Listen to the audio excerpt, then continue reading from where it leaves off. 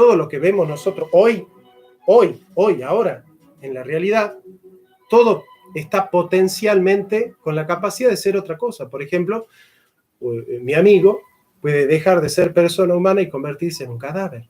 Él está en potencia de ser otra cosa más. Los niños están en potencia de ser adultos, los adultos están en potencia de ser ancianos, el sano está en potencia de ser enfermo, el enfermo está en potencia de ser sano. Todos nosotros estamos en potencia de ser otra cosa. Estamos en potencia, ¿verdad? Bien. O sea que la potencialidad forma parte de la estructura de toda la realidad que nosotros vemos. Pero para que el conjunto haya existido, es necesario que el conjunto haya estado en potencia. El conjunto estuvo en potencia por un ser en acto que lo hizo pasar. Ese es en el orden accidental. En el orden esencial es que si la realidad está marcada por la potencia, la realidad es imperfecta. Y si la realidad entera está marcada por la potencia, ya que el universo puede dejar de ser, el universo está marcado por la potencia. Y si el universo está marcado por la potencia, porque el universo puede, por el Big Crunch, dejar de ser, ¿no es cierto?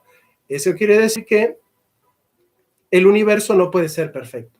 Y si el universo no es perfecto, el universo no tiene la totalidad de todas las perfecciones, porque el universo está en potencia. La filosofía es la única disciplina que se pregunta por sí misma. La filosofía es una búsqueda reflexiva, crítica y racional acerca de los primeros principios de una manera autónoma. ¿Cuál es el sentido del ser? ¿Por qué hay entes y no más bien el puro ser o la nada? ¿Qué es la nada y el ser? ¿Por qué hay cosas? El conocimiento como medio para el conocimiento como fin. La filosofía solo busca saber la verdad en todas las esferas de la verdad. Penetrar a lo profundo, trascender a lo eterno, remontarse a lo metahistórico.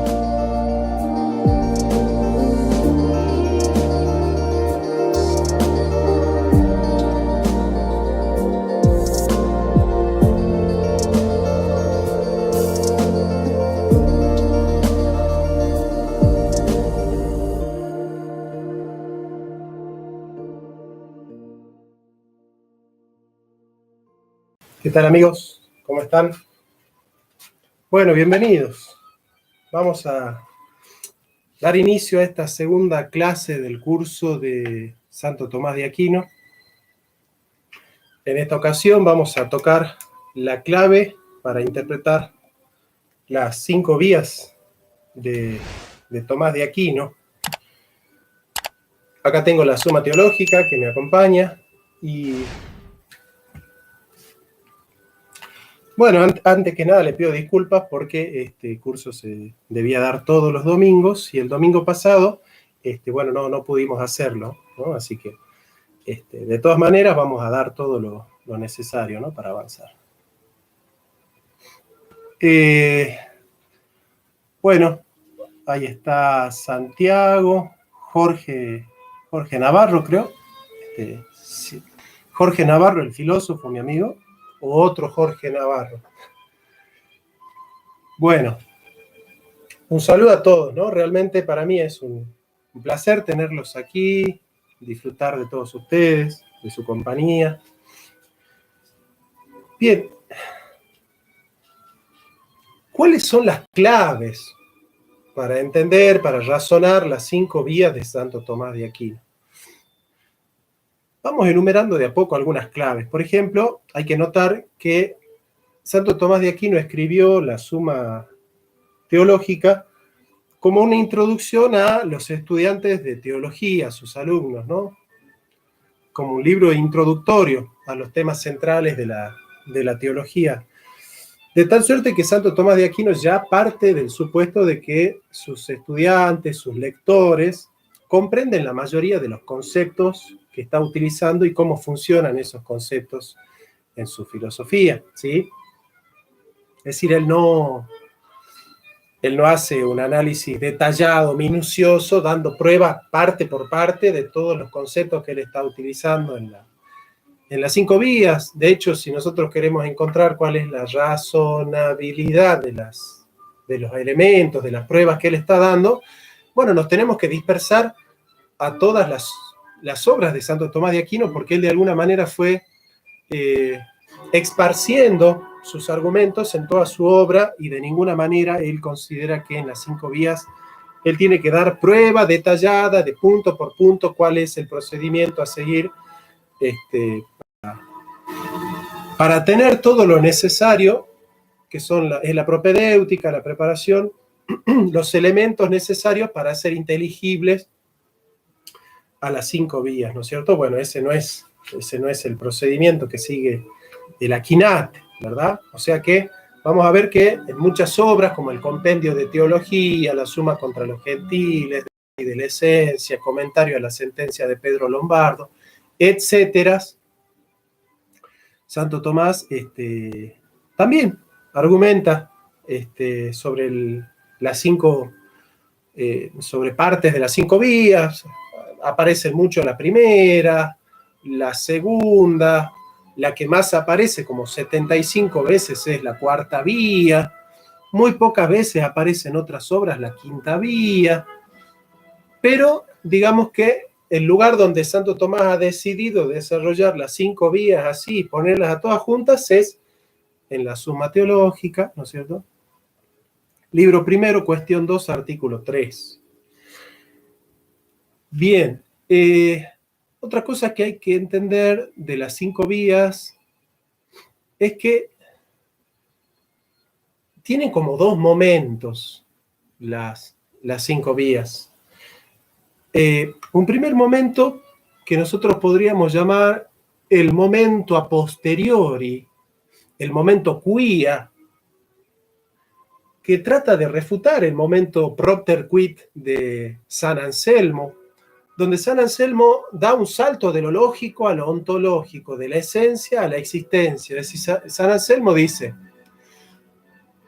puesto que todos nosotros entendemos qué es Dios, que tenemos acceso a la esencia de Dios, y sabemos que Dios es aquello mayor que lo cual nada puede ser pensado, bueno, dada la inteligibilidad que tiene la esencia de Dios en nuestro conocimiento, bueno, nosotros deducimos que el ser mayor que lo cual nada puede ser pensado es mejor que sea existente a que no sea existente. De tal suerte que la existencia vendría a ser como una cualidad necesaria del ser mayor que lo cual nada puede ser pensado, porque si nosotros pensamos en un Dios mayor que lo cual nada puede ser pensado, pero no existiendo, sabemos que podríamos pensar en un Dios que sea mayor que ese Dios que no existe, porque es mejor existir que no existir. De tal suerte que para que sea el mayor de lo cual nada puede ser pensado, es necesario de suyo, propter quid, deducir que es un ser existente. Pero claro, eso supone que nosotros tenemos acceso a Dios. El problema es que nosotros no tenemos acceso directo a la esencia de Dios, porque nosotros nunca nos topamos con la realidad Dios. Entonces, no podemos hablar de lo que Él es. Entonces, la forma que Él tiene de desarrollar el acceso a Dios es a través de sus efectos, ¿no? Lo que se llama argumentos quia, o a posteriori, argumentos a través de los efectos, porque no hay nada en el efecto que no esté en su causa. Eso es de suyo, ¿no es cierto? Nada puede dar calor si no tiene calor. Y todo lo que tiene calor lo tiene porque la causa del calor es caliente. Digamos. Si la causa es caliente, transmite calor. Es así. Así funciona, digamos, la naturaleza, funciona así. Entonces, ese es el momento quia, pero hay otro momento en el que él deduce, ya habiendo probado que hay un primer motor inmóvil, una causa eficiente primera, un ser necesario, el ser máximo y de alguna manera la causa inteligente final, él termina diciendo, bueno, y a esto le llaman Dios, y todo el mundo le llama a este ser Dios. Bueno, aplicarle el nombre Dios, y hablamos del Dios cristiano, el primer motor, al ser necesario, qué sé yo. Es un estiramiento del lenguaje. Ya hablar de primer motor inmóvil ya es un estiramiento del lenguaje que torna de alguna manera un poco forzoso el análisis que está tratando de hacer Santo Tomás. Ya vamos a explicar por qué. Lo torna medio forzoso, pero está deduciendo racionalmente que hay una causa primera que existe, que hay un primer motor que existe. No sabemos de qué modo existe, no sabemos bien qué es, pero sabemos que hay un primer motor. Vagamente sabemos que hay un primer motor, digamos, ¿no? Te vendría a ser como así, como, bueno, el razonamiento. Pero cuando nosotros decimos a ese le llaman Dios, está suponiendo que está hablando a una comunidad de fe que puede llegar a Dios por la razón, teniéndolo ya desde la fe. Es decir, Santo Tomás quiere probar, al igual que San Anselmo, pero de otra manera, que aquello que tenemos por la fe, también lo podemos tener por la razón. Es decir, la razón también es un medio a través del cual el hombre puede llegar a comprender que Dios existe. Santo Tomás está diciendo,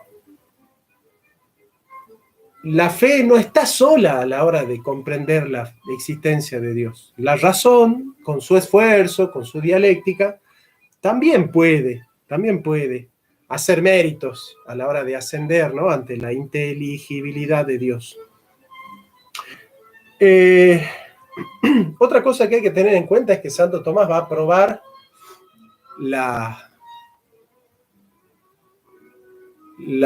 el fundamento de toda la realidad, que es el primer motor, la causa primera, el ser necesario, el ser máximo, la primera causa final inteligente,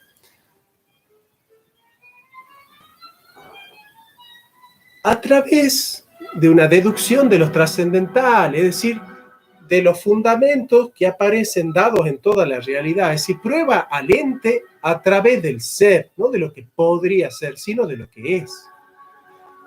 Santo Tomás no dice, bueno, podría suceder que hipotéticamente sucede tal cosa, no. Santo Tomás parte de un hecho y, descubriendo la ley del hecho, descubre el fundamento del hecho. ¿Se entiende? O sea, todo hecho tiene una ley y un fundamento, pero ese fundamento está en el hecho mismo, no es un fundamento hipotético que uno tiene que decir, bueno, podría suceder que hubiera en una realidad hipotética, dada tal condición, podría pasar tal otra.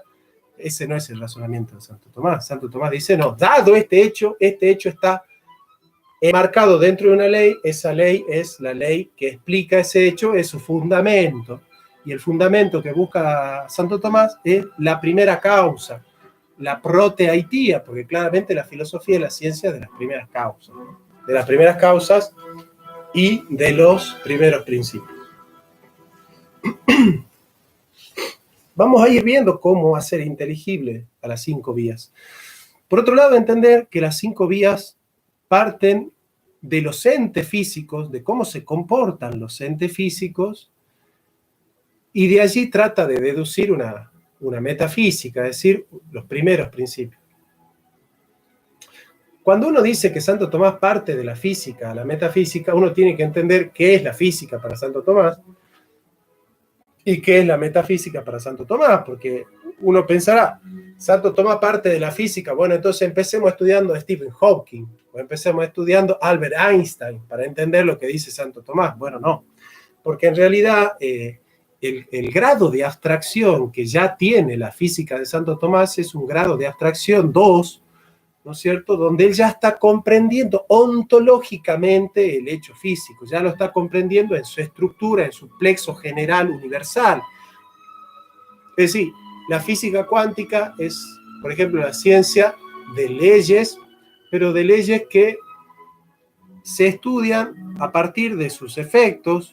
Es decir, rara vez la física cuántica tiene contacto con los fenómenos que son la causa de los efectos, pero esos hechos no son del todo evidentes. ¿sí? Se estudian a partir de sus efectos, pero no son evidentes. En cambio, la física de Santo Tomás parte de realidades evidentes, que son grados de abstracción distintas. Es decir, la física de Santo Tomás no puede ser negada por la física moderna porque tienen objetos formales distintos. Por ejemplo, la física de Santo Tomás sostiene que, en la primera vía, por ejemplo, que nada pasa de potencia a acto sino por un ser en acto. O sea, un análisis físico que tiene, obviamente, que son conceptos metafísicos, pero para analizar una realidad que se da en el terreno de la física, de la naturaleza. La naturaleza se comporta en el movimiento de esa manera, y esa ley no puede ser refutada por la física. Porque la física no explica el porqué de las causas, el porqué último de la realidad. La física lo que hace es explicar el cómo sucede la realidad, pero no el porqué. La física no te va a decir por qué hay entes y no más bien nada. Pues no es tema de la física explicar esas cuestiones, no es tema de la física, digamos. Entonces eso hay que entender para poder razonar las 5 vías, que él está cortando la realidad física ya en un método ontológico que es descubrir cómo se da el ser del ente, cómo se comporta el ser del ente, ¿sí?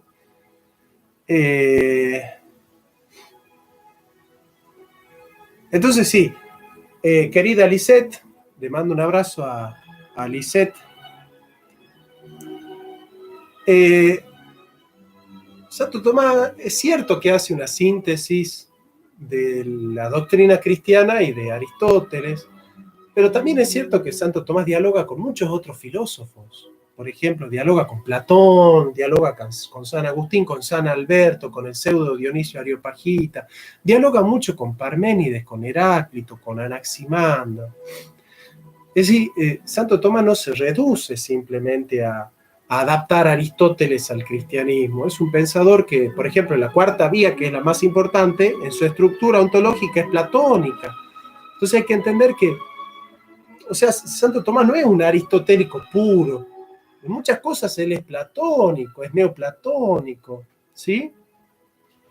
Si yo no estoy de acuerdo en darle aristotélico tomista como si Santo Tomás fuese solamente aristotélico o como si Santo Tomás tuviese de fondo solamente Aristóteles, ¿sí? Bien. Entonces, vamos con las 5 vías. Todo de las 5 vías parte de la estructura de razonamiento que tiene el pseudo Dionisio Areopagita.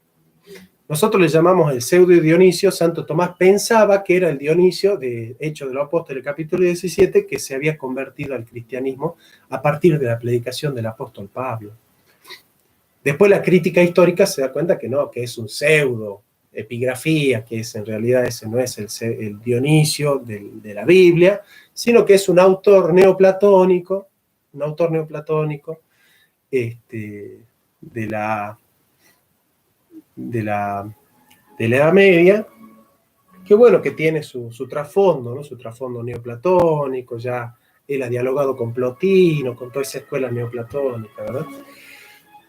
Bien, vamos a las 5 vías para ver cómo proceder a entender parte de las 5 vías, ¿no? Que es un poco lo que nos mueve ahora. Bien, veamos.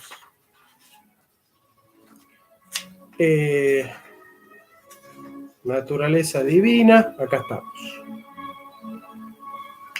Dice: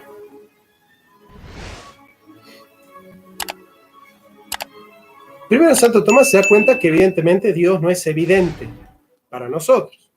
Dios es evidente en sí mismo, ¿no es cierto? Dios es notísimo para sí mismo, porque todo aquel que comprende el sujeto comprende al predicado como estando sustancialmente en el sujeto, digamos, ¿no? Por ejemplo, el que conoce mujer sabe que mujer implica la matriz, mujer implica el ovario, mujer implica, ¿no es cierto?, el código genético.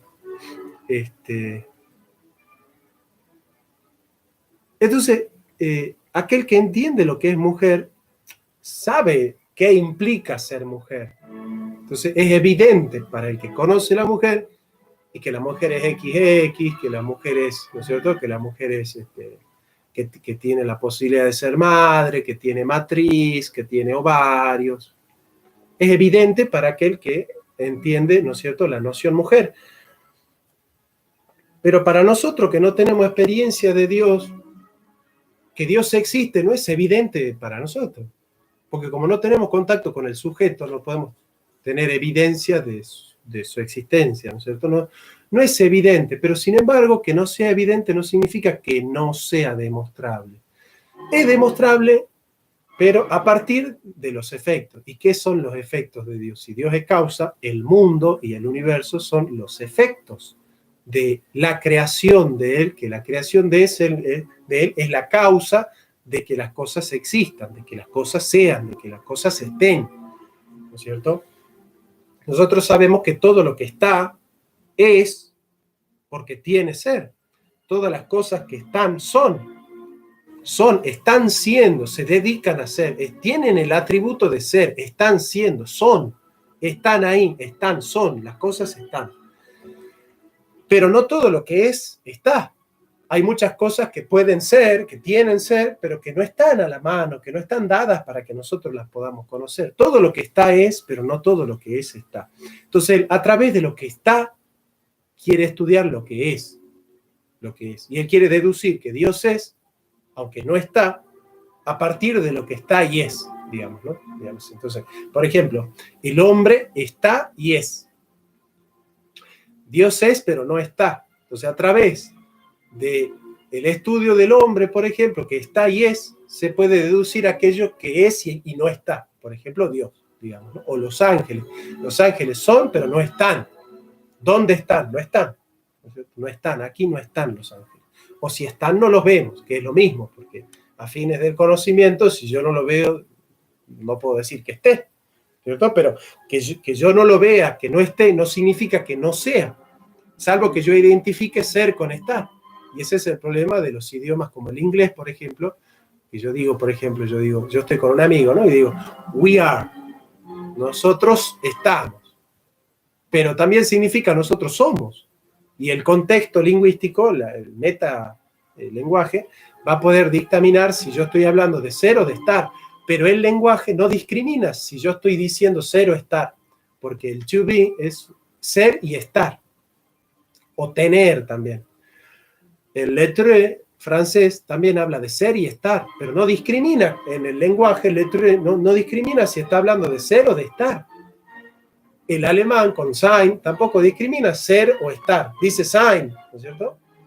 Pero ser o estar está indiscriminado en el lenguaje. En cambio, en el español, que es un idioma muy exquisito, el español es uno de los mejores idiomas del mundo, porque nosotros podemos discriminar ser y estar con dos verbos distintos. No tenemos que usar un verbo, sino que tenemos dos verbos. Y eso hace que el castellano sea impresionantemente rico para hacer metafísica, porque en metafísica uno tiene que discriminar las cosas que son y no están de las cosas que son y están, porque todo lo que está es, pero no todo lo que es está. Entonces, ¿ves qué interesante que es saber metafísica desde el español? Porque el español te habilita una comprensión metafísica que el inglés, el francés, el alemán no la tienen. No la tienen, por eso a ellos les cuesta mucho, por eso Heidegger, para hablar del ser, tiene que inventar una palabra, Dasein, ser ahí.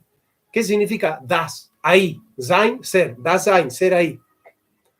Bueno, la palabra Dasein en español, ¿cómo se traduce? Estar. ¿Qué significa ser ahí? Estar. Yo soy aquí. ¿Qué significa soy aquí? Estoy aquí y ahora. Como el alemán no tiene esa ductilidad que tiene el español, tienen que inventar una palabra para hablar del estar. Entonces se mete en un embrollo Heidegger, porque habla alemán, básicamente por eso. El problema de Heidegger es que habla alemán, nada más.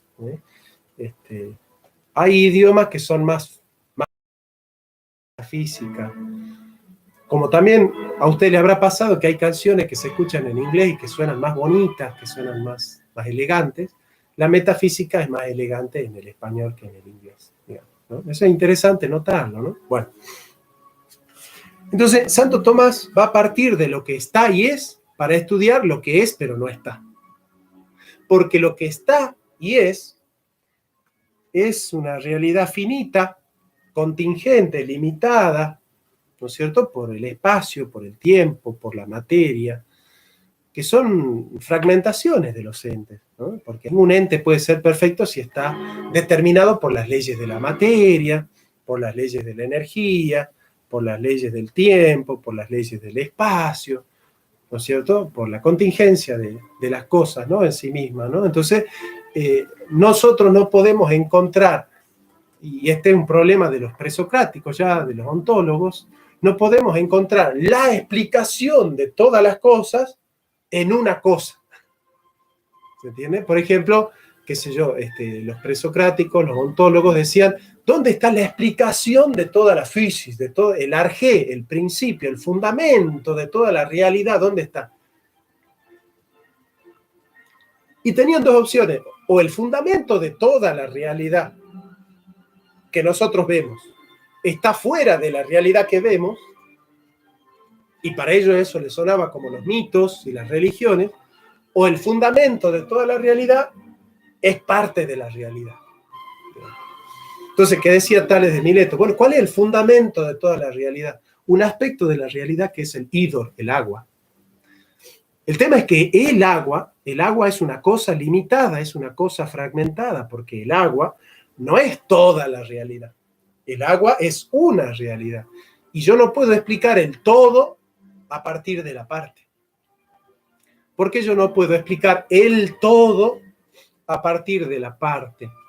Porque la parte es inferior al todo. Así de simple. ¿Ustedes conocen alguna vez que la parte sea superior al todo? No. Si el todo contiene la parte, el todo es superior a la parte. Entonces yo no puedo explicar el todo a partir de la parte. Más bien tengo que explicar la parte a partir del todo. Bien, pero nosotros no tenemos experiencia del todo. ¿Cómo hacemos para explicar toda la realidad si nosotros no podemos salir fuera de la realidad? Si nosotros somos parte de la realidad, ¿cómo podemos dar cuenta de toda la realidad? ¿No es cierto? Es como que nosotros nos tendríamos que abstraer de nuestra finitud, de nuestra fragmentación, de nuestra imperfección, estar por fuera del universo y poder contemplarlo al universo entero, desde el principio hasta el fin, y poder dar una explicación de toda la realidad. Para nosotros es imposible. Para nosotros es imposible. Entonces, lo que tenemos que hacer de alguna manera es tratar de descubrir en los efectos ciertos principios que nos llevan a las causas y encontrar las causas fundamentales, la causa primera, la causa de todas las causas, ¿cierto? Y de ahí establecer de alguna manera cuál sería el prototipo de esa causa, cuál sería, digamos así, el modelo de esa causa. Bien. Entonces, Santo Tomás va a partir del esquema de lo que se conoce como el argumento del pseudo Dionisio Areopagita, que tiene tres partes: la afirmación, la negación y la supereminencia.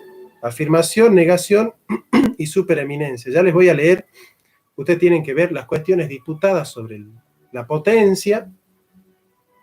Ahí Santo Tomás de Aquino va a desarrollar cuál es la estructura, ¿no es cierto?, de su razonamiento filosófico, ¿no? Ya les voy a mostrar, porque acá lo tengo, cuál es ese razonamiento, ¿no? Veamos.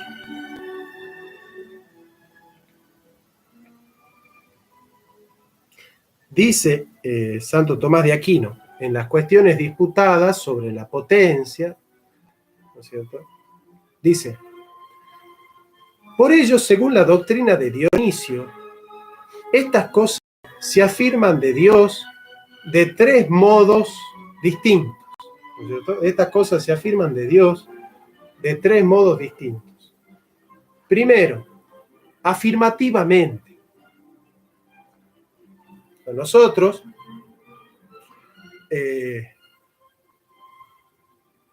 conocemos en la realidad, conocemos perfecciones que se dan de modo imperfecto, pero que son en sí mismas perfecciones. ¿no es cierto? Por ejemplo, analicemos detalladamente esto, por ejemplo, ¿no? Yo digo, por ejemplo, el ente existe. Es un oxímoron, ¿no? Pero el ente existe, ¿no? El perro existe, la mesa existe, la silla existe, la piedra existe, la planta existe. Yo razono y digo, ¿es una perfección existir o es mejor no existir? ¿Qué es mejor, existir o no existir? Hay cierta sabiduría oriental que va a identificar la perfección con la nada, ¿no? Con la nada, con el vacío. Pero Santo Tomás entiende que es más perfecto ser que no ser, que es más perfecto existir que no existir. Es más perfecto, tiene más perfecciones, tiene más cualidades, tiene no tiene nada. ¿Me pueden ver? ¿Hay conexión ahí o no? Fíjense si hay conexión o no, por favor me dicen. ¿Cómo está la conexión? ¿Está muy trabada o está bien? Así seguimos. Si hay conexión, ¿me dicen? ¿Hay conexión? ¿Está bien la conexión?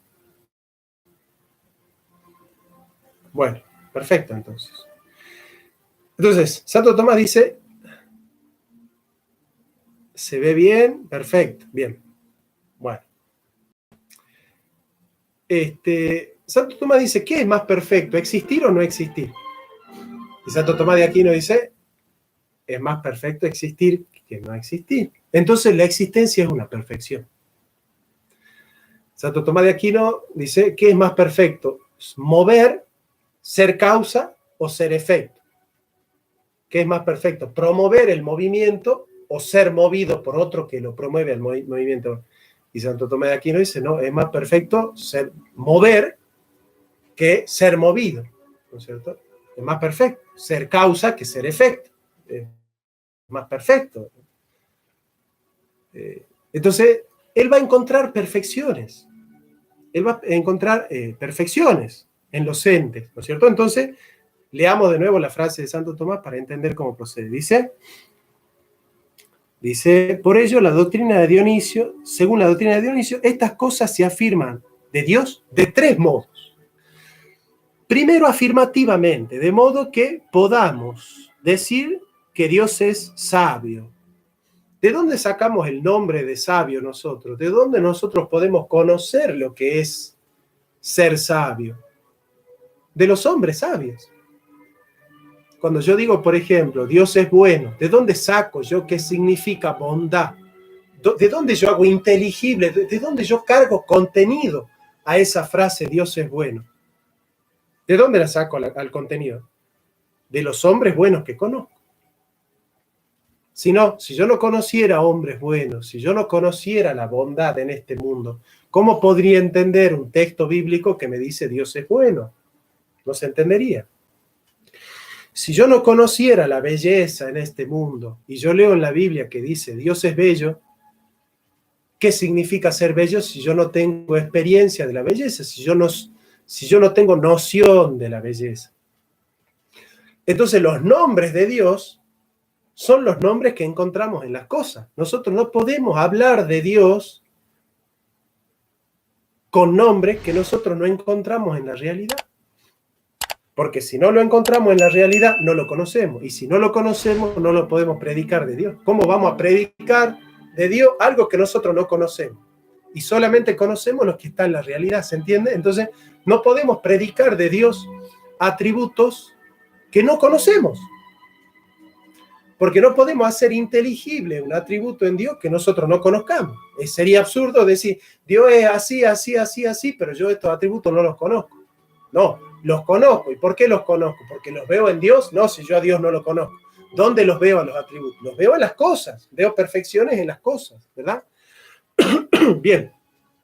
Entonces yo encuentro una perfección en las cosas. Ese es el modo afirmativo, ¿no? De modo que podamos decir que Dios es sabio. Afirmación sobre él necesaria por darse en él la semejanza de sabiduría que de él fluye. ¿Por qué? Porque yo ¿de dónde conozco la sabiduría? De las cosas, de los hombres sabios, ¿bien? Ahora, si los hombres son sabios, es porque hay un ser máximamente sabio. Porque si no, ¿de dónde va a salir la sabiduría si no es de su causa? Todas las cosas tienen una causa. Y si la sabiduría no tiene una causa, entonces la sabiduría no tiene razón de ser. Pero no es el principio de razón suficiente. Eso ya lo expliqué yo. Es el principio de causalidad. Es un principio ontológico, ¿verdad? Es el principio de causalidad. Entonces vamos a estudiar la estructura afirmativa de la suma, de las 5 vías de la suma teológica. Vamos a ver. Dice: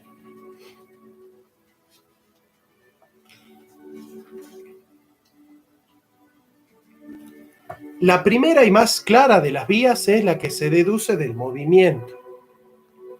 Pues es cierto y lo perciben los sentidos, es evidente el efecto, no la causa. El efecto es evidente en que en este mundo hay movimiento. En este mundo hay movimiento. Y todo lo que se mueve es movido por otro. De hecho, nada se mueve a no ser que, en cuanto potencia, está orientado a aquello por lo que se mueve. Es decir, lo que se mueve en virtud de la gente que está moviendo. Si el agente no estuviera moviendo, el ente no se movería, ¿verdad? Por su parte, quien mueve está en acto. Claro, ¿quién puede mover a otro si él mismo no existe? Para poder hacer pasar al otro de no ser a ser, es necesario que el que lo hace pasar ya sea. Yo no puedo decir, el que me hizo pasar de no ser a ser todavía no era cuando lo hizo, ¿no? No tiene sentido. Si me hizo pasar de no ser a ser, es porque ya era, ¿no es cierto? Porque acá ya les voy a explicar algo, ¿no? Entonces, por su parte, quien mueve está en acto. Pues mover no es más que hacer pasar de la potencia al acto, ¿no? O sea, hay 4 tipos de movimiento. El movimiento kinestésico es el movimiento local, que es el movimiento que se da en el espacio, exclusivamente en el espacio, el movimiento de traslación o de rotación. Después tenemos el movimiento energético, que es el movimiento de potencia-acto. El movimiento de potencia-acto se puede dar a través de la forma sustancial, ¿no es cierto? Que propiamente es tomar la materia prima y hacerla pasar de ser una cosa a ser otra cosa. Por ejemplo, yo cuando tomo la madera y la convierto en guitarra, estoy haciendo pasar la materia madera de materia tronco a materia guitarra, digamos, ¿no? Yo actualizo la potencia que está en la madera de convertirse en guitarra, la hago pasar a guitarra en acto, digamos, porque tenía la potencialidad la madera de ser hecha guitarra, o ser hecha mesa, o ser hecha puerta, o ser hecha, qué sé yo, ropero. Bueno, yo hago esa actualización. Pero esa actualización de potencia acto, ¿no es cierto?, se da, la primera actualización de todas, no es la actualización de ser una cosa a ser la otra, porque nosotros, el universo, ¿no es cierto?, antes de haber sido, no era nada. Es decir, el universo, antes de ser fluctuación cuántica que se amplifica y se materializa, no era nada, no era fluctuación cuántica que se amplifica y se materializa, ¿no es cierto? Es decir, hay que dar cuenta de la fluctuación cuántica que se amplifica y se materializa, o del vacío cuántico, hay que dar cuenta de ello. Hay que decir, ¿por qué el vacío cuántico? ¿Por qué la fluctuación cuántica, digamos? Entonces, esa fluctuación cuántica no puede ser causa de todo, ¿no es cierto? Porque esa misma fluctuación cuántica ya está determinada. Está determinada por ciertas leyes de la cuántica, digamos, ¿no? Entonces, no es el todo. Esa fluctuación cuántica es la causa instrumental del todo, pero no es ella misma el todo absoluto, ¿sí? Bien. ¿Por qué está determinada? Por ciertas leyes. Bien.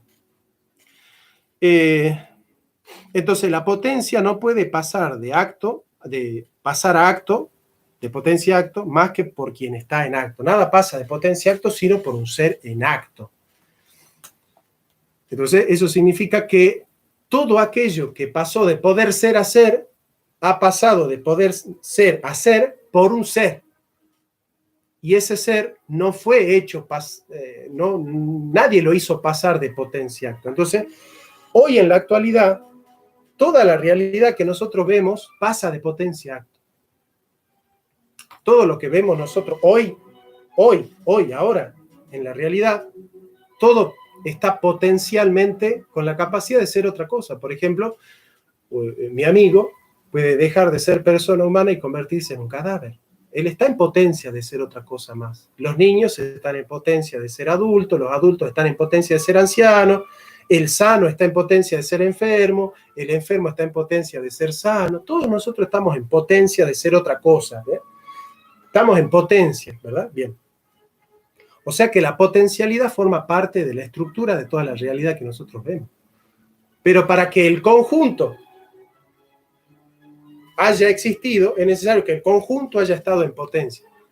El conjunto estuvo en potencia por un ser en acto que lo hizo pasar. Ese es en el orden accidental. En el orden esencial es que si la realidad está marcada por la potencia, la realidad es imperfecta. Y si la realidad entera está marcada por la potencia, ya que el universo puede dejar de ser, el universo está marcado por la potencia. Y si el universo está marcado por la potencia, porque el universo puede, por el Big Crunch, dejar de ser, ¿no es cierto? Eso quiere decir que el universo no puede ser perfecto. Y si el universo no es perfecto, el universo no tiene la totalidad de todas las perfecciones, porque el universo está en potencia. Si el universo está en potencia de no ser, es porque el universo estuvo en potencia de ser. Y si el universo estuvo en potencia de ser, el universo no se pudo hacer pasar a sí mismo de potencia a acto.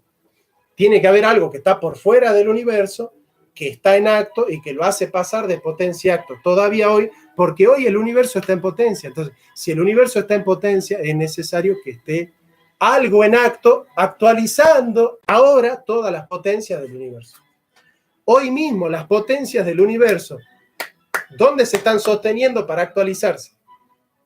¿Dónde encuentran el asidero, el fundamento, las realidades actuales del universo para actualizarse de potencia? Si el universo está en potencia, no puede ser la causa primera de todas las cosas del universo, porque la potencia es imperfección. ¿Verdad?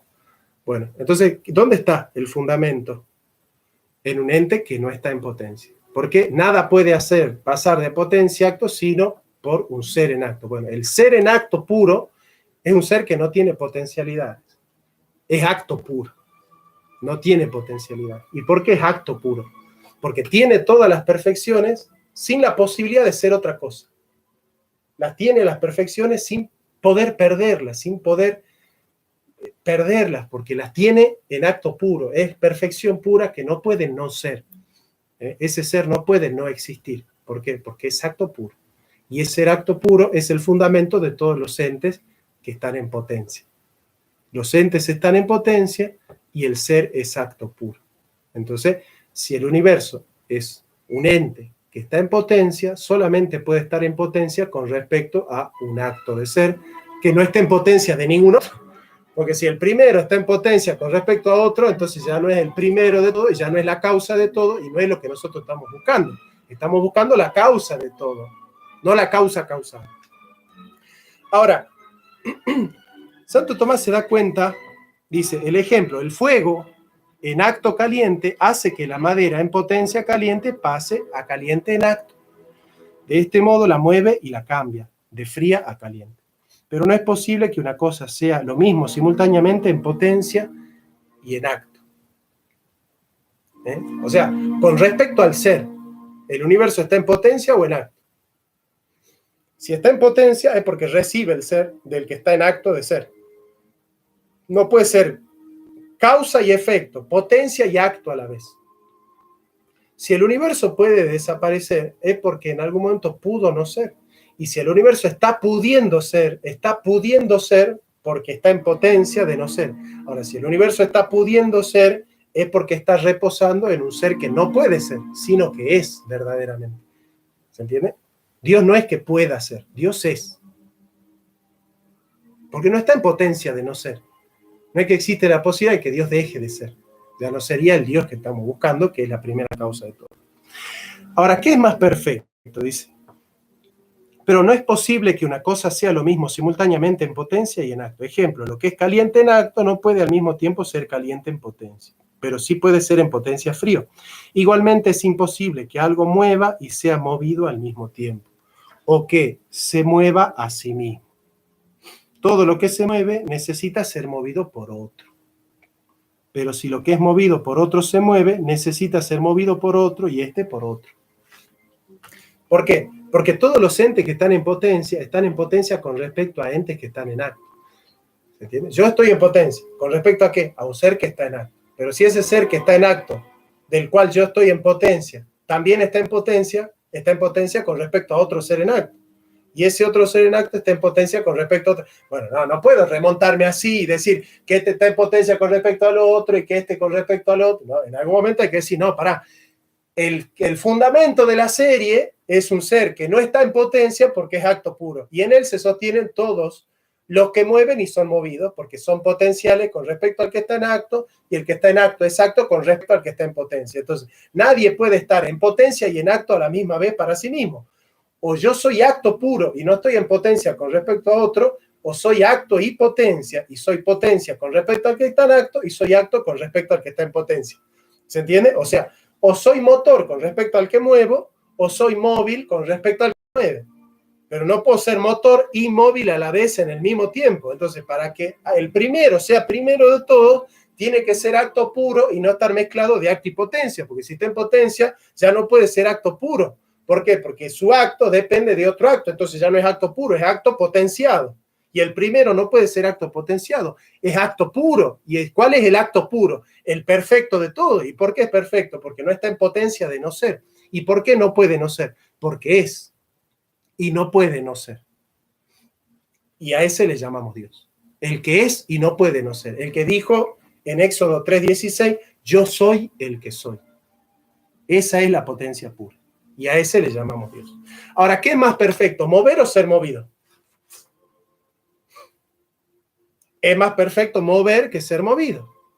¿Por qué? Porque el que mueve es causa. En cambio, el que es movido es efecto. O sea, ¿qué es más perfecto? ¿Hacer pasar de potencia a acto o ser uno mismo hecho acto por un ser en acto? No, es más perfecto ser causa que ser efecto. Mover que ser movido, ¿no es cierto? Bien. Entonces yo encuentro que en las perfecciones de la naturaleza hay una perfección.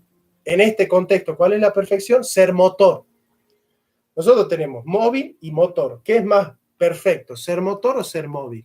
Es más perfecto ser motor, porque el motor tiene una eminencia que imprime una causalidad en el efecto. Entonces, si es más perfecto ser motor que ser móvil, si es más perfecto ser... Entonces nosotros, ¿qué perfección vamos a sacar para predicar de Dios la perfección máxima?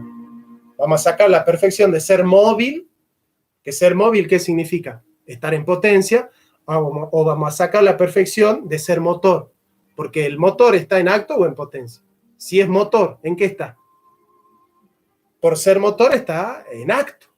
¿Se entiende? Ahora, si por ser motor, está en acto, y por ser móvil, está en potencia, ¿cuál es la perfección? ¿Ser motor o ser móvil? Y la perfección es ser motor. Porque si el motor, en cuanto motor está en acto, es más perfecto estando en acto que estando en potencia. Entonces es más perfecto ser motor, porque el motor está en acto y el móvil está en potencia. Y nada puede ser al mismo tiempo acto y potencia con respecto a la misma realidad. Bien, si es más perfecto ser motor, entonces, ¿cuál es la deducción del trascendental? La deducción del trascendental es ser motor. Entonces, de Dios vamos a predicar lo más menos perfecto. De Dios vamos a predicar lo más perfecto. ¿Qué es lo más perfecto? Que Él es motor. Bien. Sigamos con Dionisio. Ya tenemos la parte afirmativa. Ya acabamos de decir entonces la parte afirmativa. Dios es motor. Esa es la parte afirmativa. Dios es motor. Porque si nosotros deducimos los trascendentales, sabemos que las propiedades máximas de un ente que es móvil es más perfecto en cuanto que es motor que en cuanto que es móvil. ¿No es cierto? Por ejemplo, acá yo tengo una viola. ¿Eh? La guitarra es potencia con respecto iba a decir el jardinero, ¿no? El carpintero. Está en potencia con respecto al carpintero. La guitarra fue madera y alguien hizo pasar de ser madera a ser guitarra. ¿Y quién fue? Un ser en acto, un ser existente hizo que la guitarra que no existía tome la madera del árbol, que es la causa material, y le dé la forma de guitarra. Entonces, ¿quién fue la causa eficiente que hizo pasar la madera en el árbol a la madera en guitarra? Fue el carpintero. Entonces, la guitarra no pasó de ser guitarra en acto, de pasar de ser guitarra en potencia a ser guitarra en acto, sino por un ser en acto que es el carpintero. ¿Bien? Bien. Entonces, ¿qué es más perfecta, la guitarra o el carpintero? ¿La guitarra que fue movida o el carpintero que la movió? Es más perfecto el carpintero. Entonces, ¿yo de dónde voy a sacar la perfección para predicarla de la causa primera? ¿Del más semejante o del menos semejante? Del más semejante. ¿Y cuál es la imagen y semejanza? El carpintero. ¿Cómo va la conexión? Por favor, díganme. Se congeló. ¿Sí, seguimos bien? ¿Volvimos o sigue? ¿Ya? Bueno, yo me voy a desconectar de mi celular para evitar que la conexión sea débil por acceso. Bueno, ¿ya volvió? Volvió. Perfecto. Vamos con la segunda prueba, en la parte afirmativa. La segunda es la que se deduce de la causa eficiente. Pues nos encontramos que en el mundo sensible hay un orden de causas eficientes. Por ejemplo, el carpintero es causa eficiente con respecto a la guitarra, ¿no es cierto? Pero él es efecto con respecto al que lo hace ser. Es así. Porque es así. El carpintero es causa eficiente con respecto a la guitarra, pero es efecto con respecto al que lo causa él como siendo, porque el carpintero no se hizo existir a sí mismo, digamos, ¿no? Ni se está haciendo ser a sí mismo. Su ser no depende de él. Pues nos encontramos que en el mundo sensible hay un orden de causas eficientes. Sin embargo, no encontramos ni es posible que algo sea causa eficiente de sí mismo. Nadie se hace pasar a sí mismo de potencia a acto, nadie se mueve a sí mismo. Nosotros estamos en potencia con respecto a un acto que no somos nosotros mismos, porque yo no puedo estar en potencia y en acto con respecto a mí mismo. Sería absurdo, es decir, yo puedo ser y yo como puedo ser mismo, antes de ser me hago ser, porque yo antes de ser ya era, entonces como yo antes de ser ya era, me hice ser a mí mismo, porque yo podía ser y yo me hice pasar a mí mismo antes de ser, de no ser a ser. Bueno, ese el que dice eso ya tiene un problema mental, ¿cierto? Es un problema mental. Sin embargo, no encontramos ni es posible que algo sea causa eficiente de sí mismo, pues sería anterior a sí mismo, y esto es imposible. En las causas eficientes no es posible proceder indefinidamente porque en todas las causas eficientes hay un orden. ¿Sí? Nosotros, ¿cuál es ese orden, digamos? La primera es causa de la intermedia y esta es de la y esta que es, o sea, una o múltiple, lo es de la última. Puesto que si se quita la causa desaparece el efecto. Si en el orden de las causas eficientes no existiera la primera, y no se daría tampoco ni la última ni la intermedia. ¿No es cierto? Si en las causas eficientes llevásemos hasta el infinito este proceder, no existiría la primera causa eficiente. En consecuencia, no habría efecto último ni causa intermedia. Por ejemplo, yo digo, acá hay una casa. Bueno, si hay una casa, es porque existe el arquitecto de la casa, el albañil de la casa. Existe el que le hizo a la casa. Bien. Ahora, ¿quién hace ser al que le hizo a la casa?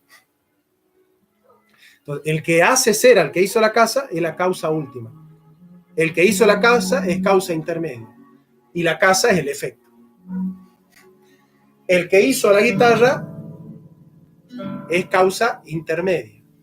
La guitarra es efecto. El que lo hace al carpintero es la causa primera o la causa última, depende en el orden del ser o del conocimiento. Primera en el orden del ser, última en el orden del conocimiento. Porque yo primero conozco el efecto y después la causa. Lo primero en el orden del conocimiento es lo último en el orden de las causas. Y lo primero en el orden del ser es lo último en el orden del conocimiento. Entonces, ¿qué es más perfecto? ¿Ser causa o ser efecto? ¿Qué es más perfecto? El carpintero, que es causa, causada, que es motor móvil, o es más perfecta la guitarra, que es puro efecto y que es puro móvil. La guitarra fue movida, pero no mueve. La guitarra es efecto, pero no causa. El carpintero es causa y efecto, es motor y es móvil. ¿Qué es más perfecto? El carpintero, que es causa y efecto, que es motor y móvil. Pero ¿cuál es la perfección? ¿Ser efecto o ser causa? Y la perfección es ser causa. ¿Por qué? Porque la causa es en acto. Entonces es más perfecto ser causa. Entonces, ¿qué vamos a predicar de Dios? ¿Qué vamos a afirmar de Dios? Es motor. Primera vía. Es causa. Primera vía. Estamos en la parte afirmativa del pseudo Dionisio, ¿no? ¿Se entiende? Vamos a la tercera. La tercera es la que se deduce a partir de lo posible y lo necesario. Y dice, encontramos que las cosas pueden existir como no existir. Claro, todas las cosas pueden existir o no existir. Pues pueden ser producidas o destruidas. Y consecuentemente, es posible que existan o que no existan. Es imposible que las cosas sometidas a tal posibilidad de existir o no existir existan siempre y de manera absoluta. Pues lo que lleva en sí mismo la posibilidad de no existir, en un tiempo no existió.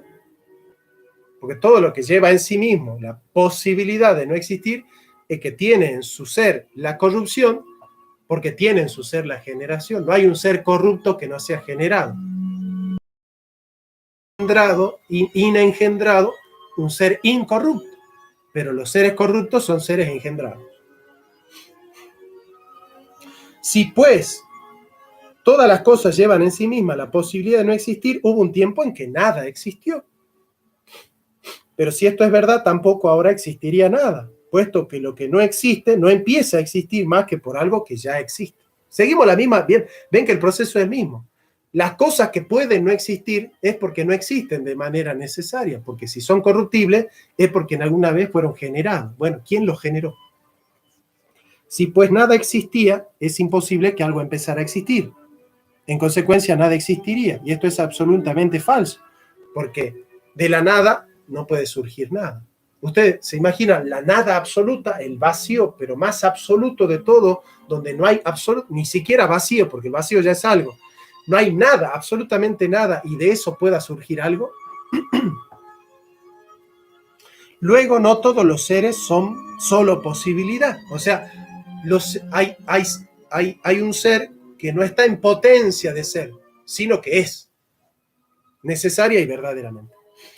Sino que es preciso algún ser necesario. Nosotros nos topamos con que la guitarra puede o no puede ser. Yo si la rompo mañana, la quemo, la guitarra ya no existe. A mi amigo voy y lo mato, ya no existe. La mesa voy y la quemo, ya no existe.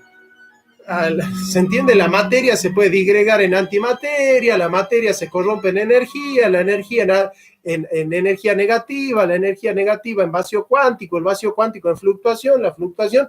Bueno, Big Crunch, digamos, las cosas están en potencia de no ser. Y todo está en potencia. Y los entes que están en potencia son entes contingentes. Los entes contingentes que están en potencia son entes imperfectos. Y nada puede ser imperfecto y a la vez ser causa de sí mismo, porque lo imperfecto no puede ser causa de sí mismo, porque es una contradicción ser causa de sí mismo, porque si yo soy causa de mí mismo, estoy en potencia y en acto con respecto al mismo hecho, que es el hecho de mi causa. Entonces, yo soy mi causa y yo soy mi efecto, con respecto al mismo hecho. Es absurdo. Es absurdo. Todo ser necesario encuentra su necesidad en otro o no la tiene. Es decir, hay seres que son necesarios por otro o son contingentes. Los seres necesarios por otro son aquellos que son incorruptibles aunque fueron generados.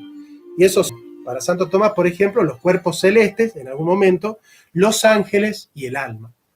El alma fue engendrada, pero no es corruptible el alma. ¿Por qué? Porque el alma no es material y todo lo que no es material no puede ser corrompido. Entonces el alma fue creada inmortal. Entonces el alma es necesaria. ¿Por qué? Porque no tiene en sí misma la posibilidad de... Pero no es necesaria por sí misma, porque el alma no se causó a sí misma. Porque no está en sí misma como efecto y causa a la vez, porque nada puede ser potencia y acto con respecto al mismo hecho. Y si el hecho es la causa, si el alma está en potencia, es con respecto a un ser en acto, no con respecto a sí misma. ¿Se entiende? Y si el alma es acto con respecto a algo que está en potencia, no en respecto a algo que está en acto. Entonces, si el alma fue causa de sí misma, el alma se creó a sí misma, y para crearse el alma a sí misma, el alma tuvo que ser anterior al alma misma, y eso es imposible, es absurdo. Entonces, el alma está en potencia, pero es un ser necesario porque es incorruptible. En potencia con respecto al ser. El ser que la hizo pasar de no ser a ser, de potencial. Bien. Entonces, el alma es un ser necesario por otro, que está en acto. Ella misma está en potencia. Es necesaria porque es indestructible, incorruptible, pero es necesaria por otro. En cambio, la guitarra, la piedra, el árbol, la planta, la foca, la ballena, el hombre, el gato, el perro, el loro, el mosquito, son contingentes, porque en algún momento no va a haber mosquito, en algún momento no va a haber Carolina, Lucía, Pedro, Marta, Julia, en algún momento no van a estar. Son contingentes, son generados y corruptos, corrompibles. Todo ser necesario encuentra su necesidad en otro o no la tiene. Por otra parte, no es posible que los seres necesarios se busque la causalidad de su necesidad llevando este proceder indefinidamente, como diciendo que yo soy necesario por otro, que es necesario por otro, que es necesario por otro, que es necesario por otro, que no termina más. No, el primero, del cual se fundamenta toda la serie, no puede ser necesario por otro, es necesario por sí mismo. Es necesario en sí mismo. ¿Y por qué es necesario en sí mismo? Porque no fue engendrado ni puede ser corrompido. Es el alfa y el omega. Él es el principio y el fin de todas las cosas, pero él no tuvo principio y no tendrá fin. Y a ese ser nosotros llamamos Dios. Entonces, ¿qué es más perfecto? ¿Ser contingente o ser necesario por otro? Ser contingente es tener en sí mismo la posibilidad de ser o de no ser. ¿Qué es más perfecto? ¿Ser contingente o ser necesario por otro? Es más perfecto ser necesario por otro. ¿Por qué? Porque el contingente va a ser destruido, pero el necesario por otro es indestructible. Ahora, ¿por qué es indestructible? Porque el que lo creó indestructible. Entonces, el que lo creó al ser indestructible, en sí mismo tiene la potencialidad de ser indestructible. Entonces, ¿qué es más perfecto? ¿Ser necesario por otro o ser contingente? Es más perfecto ser necesario por otro. Entonces, ¿qué vamos a predicar de Dios? ¿Que es contingente o que es necesario? Que es necesario. Esta es la parte afirmativa. Dios, encontramos en el mundo que hay motores móviles, ¿sí? Y móviles que no son motores. ¿Qué es más perfecto? ¿Ser motor móvil o ser móvil no motor? Es más perfecto ser motor móvil. Bueno, Dios es motor. En el mundo encontramos, en la causa física, encontramos que hay causas eficientes. La causa primera, la intermedia y la última. ¿Qué es mejor? ¿Ser causa y efecto o ser solo efecto? La guitarra es solo efecto. El carpintero es causa con respecto a la guitarra y efecto con respecto al que lo hace ser. ¿Qué es mejor? ¿Ser solo efecto o ser causa y efecto? El mejor es ser causa y efecto. Bueno, en este mundo hay causas que son también efectos con respecto a su causa. Entonces, ¿Dios es causa o es efecto? Es más noble decir que es causa. Entonces, es motor, es causa. En este mundo encontramos que hay seres contingentes y necesarios. Necesarios no son necesarios por sí, son necesarios por otro. Bueno, yo en este mundo conozco el necesario por otro. ¿Qué es mejor? ¿Ser necesario por otro o ser contingente? ¿Es mejor ser necesario? Bien, Dios es necesario. Dios es Dios es motor. Dios es causa, Dios es necesario. Esta es la parte afirmativa. Nosotros estamos predicando de Dios las perfecciones que conocemos en la realidad. ¿Se entiende? Predicamos de Dios las perfecciones que encontramos en la realidad. Esta es la parte afirmativa, faltan dos partes más, pero esta es la parte afirmativa. Vamos a la cuarta. La cuarta se deduce de la jerarquía de valores que encontramos en las cosas. Pues nos encontramos que la bondad, que es una perfección, porque es mejor ser, que es la bondad que la maldad. La generación es mejor que la corrupción. La belleza es mejor que la fealdad. Esto es así. encontramos que en las cosas hay bondad, veracidad, la nobleza y otros valores que se dan en las cosas. En unas más y en otras menos, porque siempre hay más o menos bello, más o menos bueno, más o menos verdadero. ¿Sí? En todo hay un más o un menos, ¿no es cierto? Pero este más y este menos se dice de las cosas en cuanto que se aproximan más o menos a lo máximo. ¿Por qué las cosas están más o menos calientes? Porque están más cerca de la estufa. ¿Por qué las cosas son más o menos ricas? Porque participan mejor de la receta. ¿Por qué las cosas son más o menos bellas? Porque participan mejor de la belleza, del orden.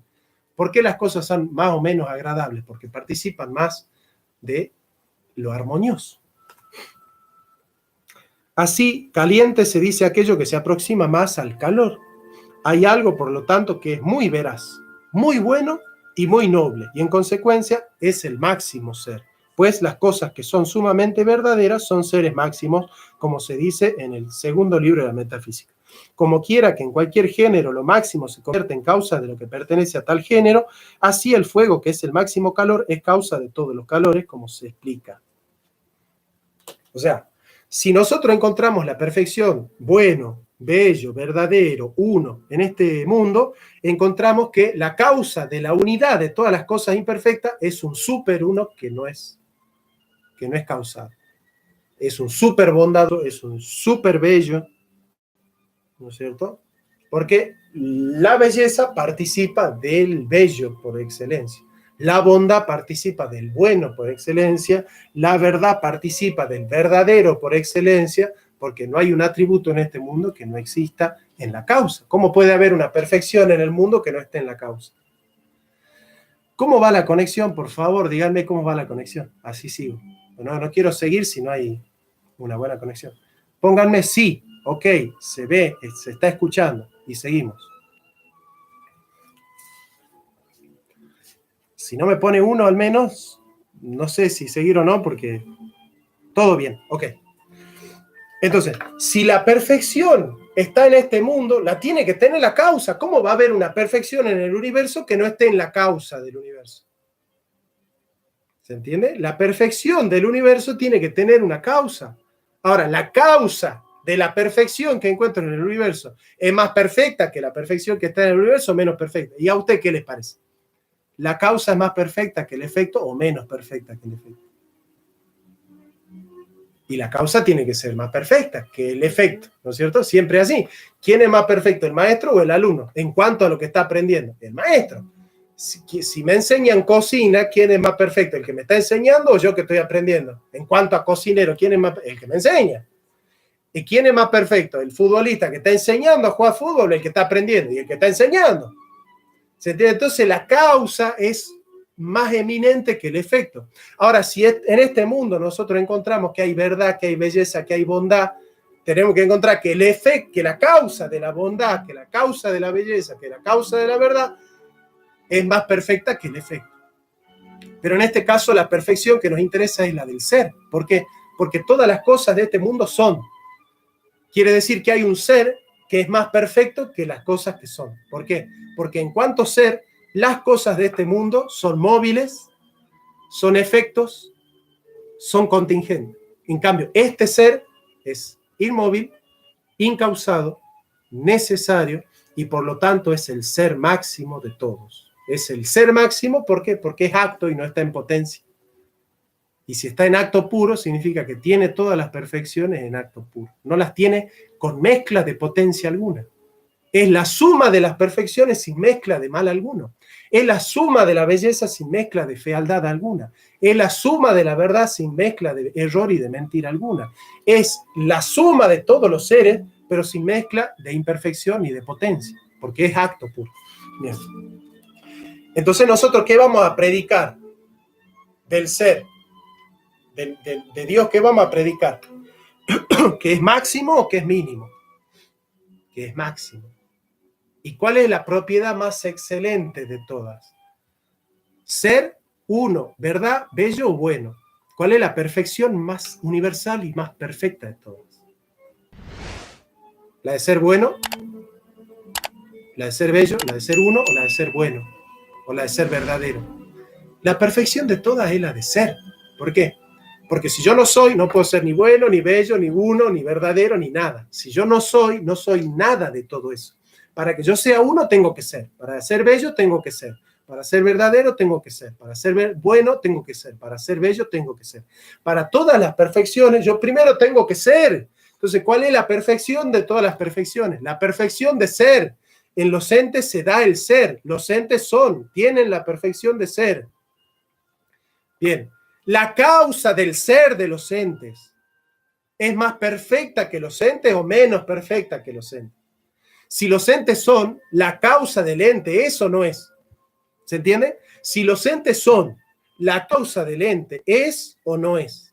¿Y qué hay que decir? Que si la perfección que hay en el efecto tiene que ser la perfección de la causa y la perfección que encuentro en el efecto está máximamente en la causa, yo tengo que entender que si los entes son, entonces la causa es. Y si la causa es máximamente ser. Y ese máximamente ser es Dios. Bien. Entonces, ¿qué vamos a predicar de Dios? ¿El ser o el no ser? ¿Qué encontramos en el mundo? ¿La perfección de ser o de no ser? La perfección de ser. Entonces, Dios es. Esa es la parte afirmativa. Dios es. Dios es. ¿Sí? Dios es primer motor. Dios es causa. Dios es motor.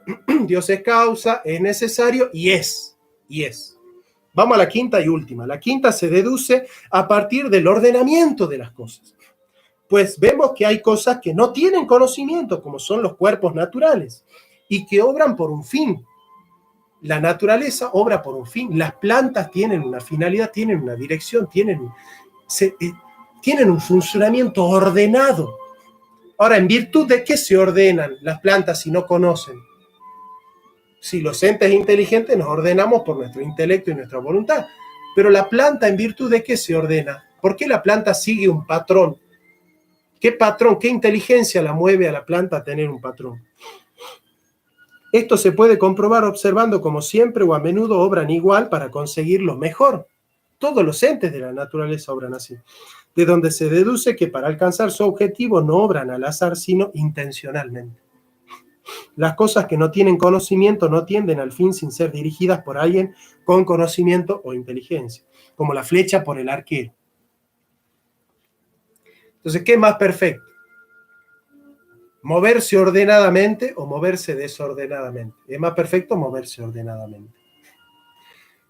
¿Qué es más perfecto? ¿Moverse ordenado por otro o moverse ordenado por sí mismo? ¿Se entiende? Por ejemplo, ¿la planta se mueve ordenada? Sí. ¿El árbol se mueve ordenado? Sí. ¿El agua se mueve ordenada? Sí.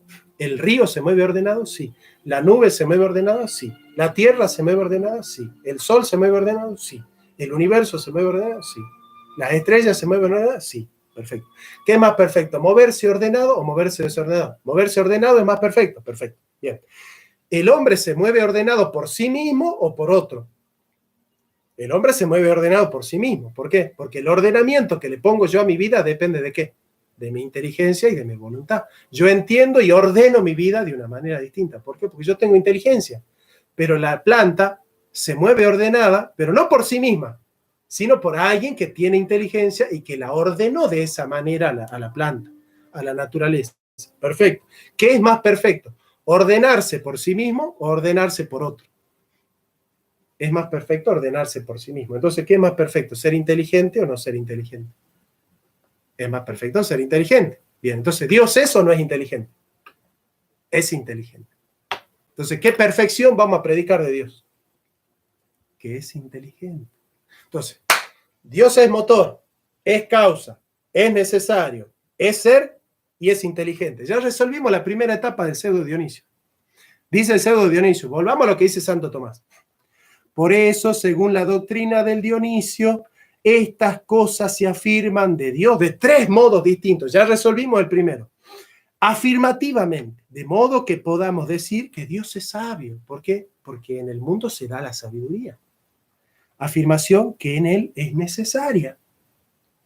Por darse en él la semejanza de sabiduría que de él fluye. ¿Yo de dónde conozco la sabiduría? Del efecto de la sabiduría. En este mundo se da la sabiduría. Bueno, si en el efecto, que es este mundo, se da la sabiduría, tiene que darse en la causa más eminentemente. En segundo lugar, negativamente. Vamos a la parte negativa. Por no darse en él la sabiduría tal como nosotros la conocemos y la denominamos en este mundo, de modo que puede hasta negarse en la realidad divina diciendo Dios no es sabio. ¿Por qué? Vamos de nuevo acá. ¿Qué es más perfecto, ser motor móvil o ser motor inmóvil? Es más perfecto ser motor inmóvil, ¿cierto? Bien, entonces yo predico de Dios y digo, Dios es motor. En el mundo hay movimiento. Todo es movido por otro. Hay cosas que son móviles y no son motores, por ejemplo la guitarra, y hay cosas que son motores y móviles, por ejemplo el carpintero. Es más perfecto ser motor móvil que ser móvil y no motor. El carpintero es motor, pero no móvil. Dios es motor, pero no como el carpintero, porque el carpintero está en potencia. Dios es acto puro. Entonces, ¿de qué manera es motor Dios? Inmóvil. ¿Por qué? Porque no es movido por otro. Yo no sé en qué consiste que Dios sea inmóvil, porque yo solamente conozco el movimiento, yo no conozco entes que no se muevan, yo solo conozco entes que se mueven. Ahora, ¿moverse es una perfección o una imperfección? Es una imperfección. Entonces yo digo, Dios es motor, esa es la perfección, pero moverse es imperfección, porque moverse implica estar en potencia, y la potencia es imperfección, en cambio el acto puro es perfecto. Bien. Dios es motor, sí, pero no como el hombre, sino que es primer motor, inmóvil. El hombre es segundo motor móvil. Entonces yo remuevo el modo, predico la perfección que encuentro en el hombre, porque el hombre es imagen y semejanza de Dios, pero remuevo el modo. ¿De qué modo Dios es perfecto? ¿Al modo del hombre? ¿De qué modo Dios es motor? ¿Al modo del hombre? No. ¿De qué modo Dios es motor? De manera inmóvil. Ahora, yo conozco de Dios cómo Él mueve, o yo conozco las cosas que son movidas. Yo conozco las cosas que son movidas. No lo conozco a Él moviendo. Yo conozco las cosas que son movidas por Él. Entonces, yo sé lo que Él es o sé lo que Él no es. Y en el fondo yo sé lo que Él no es. Yo conozco el movimiento, sé que el movimiento es imperfección, sé que detrás del movimiento hay un motor, yo deduzco que hay un primer motor que está moviendo todo lo que se mueve, yo solo conozco el movimiento que es imperfección y digo que el primer motor no puede ser movido. Por lo tanto, yo no sé qué significa que él sea motor, pero sí sé qué significa ser móvil. Y ser móvil es imperfección. Yo no sé lo que él es, sé lo que él no es. Yo sé que hay un motor, pero que es inmóvil. No sé qué significa que sea inmóvil en él, porque yo nunca lo vi inmóvil. Yo solo conozco el movimiento. Esa es la parte negativa. Yo remuevo la imperfección. Él es motor, esa es la parte afirmativa, pero es inmóvil. Esa es la parte negativa. ¿Por qué? Porque le estoy negando la movilidad, que es la imperfección que yo encuentro. Afirmo la perfección, pero niego el modo en el que se da la perfección en este mundo, que es lo único que yo conozco. ¿Entienden al pseudo Dionisio ahí? Afirmo de Dios la perfección. En este mundo se da el movimiento de los motores intermedios. Afirmo en Dios la perfección del motor, pero niego la imperfección del movimiento. En este mundo se dan los efectos puros, que es la guitarra, el efecto que es causado, la causa que es efecto, por ejemplo, el carpintero es causa de la guitarra, pero es efecto con respecto al que lo hace ser. Entonces yo predico de Dios que es causa, como el carpintero es causa de la guitarra. Pero el carpintero es causa causada o es causa incausada. El carpintero es causa causada. Es causa de la guitarra, pero es causada es efecto con respecto al que lo hace ser.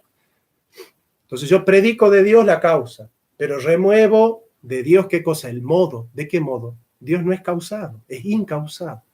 Yo sé qué significa que en Él sea incausado, ¿no? Yo conozco esta imperfección en el mundo, no sé qué significa que sea incausada. Yo sé de Él que no es causado, y punto. Sabemos más de Dios lo que no es que lo que es. Esto se llama teología negativa. Dios es causa, afirmativo, incausada. Dios es motor, afirmativo, inmóvil, negativo. Hay un ser necesario por otro y hay seres contingentes. La guitarra es contingente. El alma del hombre es ser necesario por otro. Dios es un ser necesario. Pero, ¿qué es mejor? ¿Ser necesario por otro o por sí mismo? Necesario por sí mismo. Yo sé qué significa ser necesario por sí mismo, no, porque yo nunca vi a un ser necesario por sí mismo. Nunca me topé con un ser necesario por sí mismo. Yo me tomo con seres contingentes y con seres necesarios por otro. Ahora, yo digo, Este ser del cual los seres necesarios por otro y los contingentes dependen, es un ser necesario por sí mismo. ¿En qué consiste? No lo sé. Yo no sé qué significa, pero Dios no es ser necesario por otro, es ser necesario por sí mismo. Estoy negando la avaliedad, porque yo en este mundo conozco el ser ab-alio, que está en otro, que es necesario por otro, la avaliedad. Yo niego la avaliedad. Yo me topo con entes contingentes y necesarios a-alio, en otro. Y niego la avaliedad. Y digo, Dios no es avalio. ¿Qué significa que sea necesario por sí mismo? Lo vi, no tengo contacto con Dios. Pero yo te aseguro que Él no es avalio. Avalio es imperfección. Y la causa primera no puede ser imperfecta. Esta es la vía de la remoción, esta es la vía negativa. ¿Qué es más perfecto? ¿Darla a la perfección o recibirla? La cuarta causa. Es más perfecto darla. ¿Qué es más caliente? ¿El fuego o el que está al lado del fuego y se está calentando? En cuanto al calor, ¿qué es más perfecto? El fuego. Si yo estoy al lado de la estufa, es más caliente la estufa que yo. ¿Se entiende? Entonces, el máximo ser de todos no tiene que tener la entidad imperfecta como en el ente. Ahora, ¿qué significa que la entidad de Dios es máxima entidad? No lo sé, porque yo no conozco la máxima entidad. Yo conozco la entidad imperfecta que se da en este mundo, que se da mezclada de potencia y acto, de esencia y existencia, porque las cosas son lo que son y no pueden ser otra cosa. Y si son otra cosa, lo son de manera limitada. No hay ningún ente que sea toda la totalidad de lo real. No hay ninguna cosa que sea la totalidad de lo real. Bueno, pero la causa de todas las cosas debe ser máximo, porque el todo es mayor que la parte y la causa del todo es mayor que el todo mismo. ¿Qué es más perfecto? Ser inteligente, moverse con la inteligencia de otro. Es más perfecto moverse con la inteligencia de uno. Dios es inteligente, sí, pero no como en este mundo, que las cosas se mueven y se mueven ordenadas hacia un fin. ¿Por qué? Porque Dios no se mueve hacia ningún fin. ¿Hacia dónde se mueve Él? Si moverse es pasar de potencia a acto, y Él no tiene potencia. Él es inteligente, sí, pero no se mueve. Y entonces, no sé, yo no sé qué significa que Dios sea inteligente, pero yo te aseguro que si las cosas de acá, de este mundo, se mueven, es porque se mueven por una inteligencia, y tu inteligencia ni la mía no hacen que se muevan las plantas se mueven con la inteligencia del que las ha creado. El ser creador es inteligente, pero no como nosotros, porque nosotros nos movemos de potencia a acto. En cambio, Dios no se mueve de potencia a acto porque ya dijimos que Él no tiene potencia, Él es acto puro. Entonces yo no sé lo que Él es, sé lo que no es. Es inteligente, pero no como nosotros.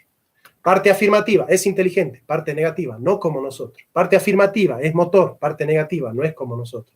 Parte afirmativa, es causa, parte negativa, no como nosotros, es incausada. Parte afirmativa, es necesario, pero no como el alma, que es necesaria por otro, ab-alio. Parte afirmativa, es ser puro, parte negativa, pero no como el ente. ¿Por qué? Porque el ente es ente en potencia y en acto, está combinado de esencia y de acto de ser. ¿Por qué? Miren, esto puede ser lámpara o puede ser ceniza. Ahora, el ser de esta lámpara es ser lámpara. Esta lámpara no es un perro, es una lámpara. Lo que la hace ser esto y no otra cosa es la esencia. Entonces, si la lámpara es lámpara y no perro, significa que la lámpara tiene el ser limitado a su esencia. Participa del ser, es también y forma parte del ser de todas las cosas, pero al modo de la lámpara, no al modo del perro. Y el perro participa del ser al modo del perro y no de la guitarra participa del ser al modo de la guitarra y no de la radio participa del ser al modo de la radio, no de la mesa participa del ser al modo de la mesa y no del árbol. Si el árbol es árbol, la mesa es mesa, la guitarra es guitarra, la lámpara es lámpara, el celular es celular, significa que las cosas de este mundo son limitadas por su esencia. El ser puro no puede estar limitado por su esencia. ¿Por qué? Porque la esencia es potencia con respecto al acto de ser. Y ya nos cansamos de decir que la primera causa no puede estar en potencia, porque estar en potencia significa moverse. Y él no es móvil, es inmóvil. Y no está en potencia porque es acto puro. Y no depende de otro porque es necesario por sí mismo. Y no recibe la perfección porque él es el que da la perfección. Y es más perfecto el que da la perfección que el que la recibe. y no se mueve por otro, y es inteligente, pero no se mueve hacia ningún lado, porque moverse es pasar de potencia a acto, y él es un ser en acto puro, por lo tanto es inteligente, pero no se mueve en su inteligencia. Ya resolvimos las tres instancias, entonces vamos a la última instancia. ¿Qué dice Santo Tomás? Y ya con esto terminamos. Dice Santo Tomás. Entonces, ¿qué dice? En segundo lugar, la parte negativa, como ya vimos, ¿no es cierto? La vuelvo a leer.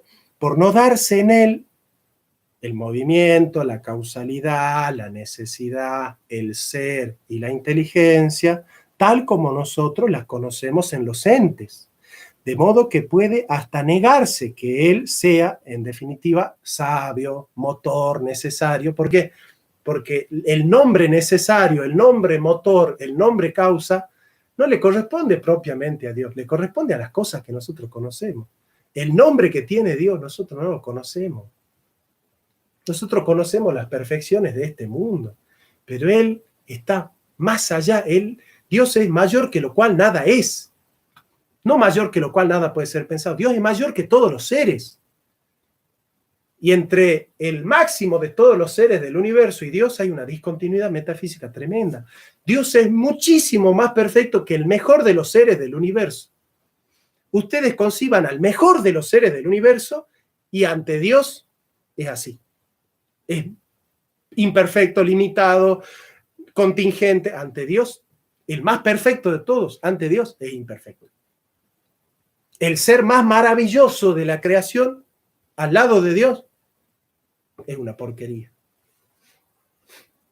Porque Él tiene todas las perfecciones en acto puro. Entonces, llamarle a Él causa es una blasfemia. Porque Él está más allá de ese nombre. Porque ese nombre yo se lo pongo, pero porque conozco las cosas de este mundo, no porque lo vi a Él. ¿Se entiende? Hablar de Dios es idolatría, porque el lenguaje no puede encerrar lo que es Dios. Dios es tan perfecto que es inefable, inacible. Hablar de Dios ya es una falta de respeto. Y en tercer lugar, supereminencia. Porque al negarse la sabiduría en Dios, no por deficiente en sabiduría, sino por darse en él más sobrenaturalmente que lo que se puede decir o concebir con nuestra inteligencia, nos resulta ineludible esta afirmación. Dios es súper sabio, súper motor, súper causa, súper necesario, súper ser y súper inteligente. ¿En qué consiste que Dios sea súper inteligente, súper motor, súper causa? No lo sabemos, no lo sabemos. Pero hemos removido de esa perfección la imperfección que se da en el ente porque está mezclada de potencia y acto, de esencia y de acto de ser. Dios es acto de ser puro, compuesto de esencia y de acto de ser, porque la esencia con respecto al acto es potencia, por lo tanto, si él no tiene esencia, no tiene movimiento, si no tiene movimiento es acto puro, si es acto puro, tiene todas las perfecciones en acto puro, no se mueve y por lo tanto no puede no ser, porque es de manera necesaria. Y es causa de todo porque él es incausado, y es incausado porque es inmóvil. Y ese es Dios. Bueno. Les acabo de explicar todo o la mayor parte de lo que yo podría explicar en 1 hora y media sobre la suma y las 5 vías. Espero que les ayude. Yo sí hice la mejor explicación de las 5 vías que andan dando vuelta por internet. Ya estoy contento porque nadie la explicó de esta manera y yo sé que esto puede servir mucho. Me acabo de sacar una espina porque hace mucho que quería explicar las 5 vías de esta manera porque son muy difíciles de entender. Aunque si las descubren se dan cuenta que es muy fácil, pero bueno, doy gracias a Dios por haberme dado esta posibilidad. Realmente estoy muy contento. Así que bueno, Dios los bendiga mucho.